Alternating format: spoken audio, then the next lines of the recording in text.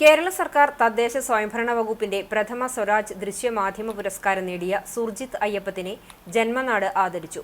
മാലിന്യ സംസ്കരണ രംഗത്തെ ഗുരുവായൂർ നഗരസഭയുടെ മികച്ച മാതൃക പുറം ലോകത്തെത്തിച്ച റിപ്പോർട്ടിനാണ് സുർജിത്തിന് സംസ്ഥാന പുരസ്കാരം ലഭിച്ചത്. അഗതിയൂർ കൂട്ടായ്മയുടെ നേതൃത്വത്തിൽ അഗതിയൂർ DVM സ്കൂളിൽ നടന്ന ആദര സമ്മേളനം സംസ്ഥാന പട്ടികജാതി വർഗ കമ്മീഷൻ അംഗം TK വാസു ഉദ്ഘാടനം ചെയ്തു. പഞ്ചായത്ത് പ്രസിഡന്റ് K രാമകൃഷ്ണൻ അധ്യക്ഷനായി. ബ്ലോക്ക് പഞ്ചായത്ത് അംഗം സിന്ധു ബാലൻ, പ്രശസ്ത വാദ്യകലാകാരൻ കലാമണ്ഡലം കുട്ടിനാരായണൻ, പഞ്ചായത്ത് വൈസ് പ്രസിഡന്റ് ജിഷ ശശി, നിമിഷ വിഗീഷ്, അഖില മുകേഷ്, KM നാരായണൻ, TK ബാലൻ എന്നിവർ സംസാരിച്ചു. സുർജിത്ത് അയ്യപ്പത്ത് മറുപടി പ്രസംഗം നടത്തി. പങ്ക് വലുതാണ്. അവിടുന്ന് ജോൺസേട്ടൻ കുനമുച്ചി ജോൺസേട്ടൻ എന്നെ നേരെ കേരള വിഷനിലേക്ക് കൊണ്ടുപോകുന്നു. കേരള വിഷനിൽ നിന്ന് റിപ്പോർട്ടറിലേക്ക്, റിപ്പോർട്ടറിൽ നിന്ന് ന്യൂസ് 18ലേക്ക്, ന്യൂസ് 18 നിന്ന് 24ലേക്ക്. അങ്ങനെ ഒരു യാത്രയാണ് ഒരു 14 വർഷമായിട്ട് ഈ മേഖലയിൽ നിലനിൽക്കാൻ കഴിഞ്ഞിട്ടുണ്ട്.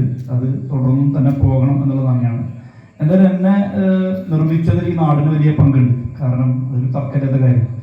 ചെറുപ്പത്തിൽ തന്നെ ഈ സ്കൂളും വീടിൻ്റെ തൊട്ടപ്പുറത്തുള്ള സ്കൂളും പഴയ ഉരുട്ട വീടിൻ്റെ ഇലക്ഷൻ കാലത്തൊക്കെ വാസുവിനും പിന്നെ ബാലൻ സന്തോഷേട്ടനും ദിനേശേട്ടനും ഒപ്പം മുത്തുക്കൊക്കെ ചേർന്ന് നിർമ്മിച്ചൊരു സൗഹൃദ പരിസരമുണ്ട്. ആ പരിസരത്തെ കണ്ടുകൊണ്ടാണ് ഞാൻ വളർന്നത്.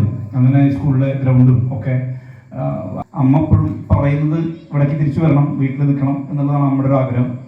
അപ്പോൾ അങ്ങനെയൊക്കെയുള്ള അമ്മയ്ക്ക് ഫിസിക്കലി ഉള്ളൊരു പ്രശ്നങ്ങളുണ്ട്, ആരോഗ്യ പ്രശ്നങ്ങളുണ്ട്, പ്രായത്തിൻ്റെ പ്രശ്നങ്ങളുണ്ട്, ഇതൊക്കെ ഉണ്ട്. എന്തായാലും പക്ഷേ ഈ നാടിനോട് വേറിട്ട് പോകാൻ ഒരിക്കലും താല്പര്യം പ്രകടിപ്പിക്കാത്ത എന്താ പറയുക ആ ഒരു അവസ്ഥയാണ് അമ്മയെ സംബന്ധിച്ചുള്ളത്. അതുകൊണ്ട് മാധ്യമ പ്രവർത്തന രംഗത്ത് സുർജിത്ത് നിർവഹിച്ച അതുല്യമായിട്ടുള്ള ഇടപെടലിനെ സംബന്ധിച്ചെല്ലാം ഇവിടെ സൂചിപ്പിക്കുകയുണ്ടായി.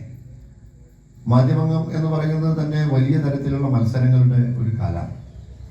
ദൃശ്യമാധ്യമങ്ങൾ വന്നതോടുകൂടി ഏറ്റവും ആദ്യം വാർത്ത കൊടുക്കുന്നത് അത് സത്യവിരുദ്ധമായിട്ടുള്ള വാർത്തയായിരുന്നാലും വാർത്ത കൊടുക്കുക എന്ന നിലയിലേക്ക് മത്സരം വരികയാണ്. വാർത്തകൾക്കൊരു പ്രത്യേകത, വാർത്ത ഏതെങ്കിലും ഒരു അറിവ് നൽകിയാൽ അത് ക്രോസ് ചെക്ക് ചെയ്യണം.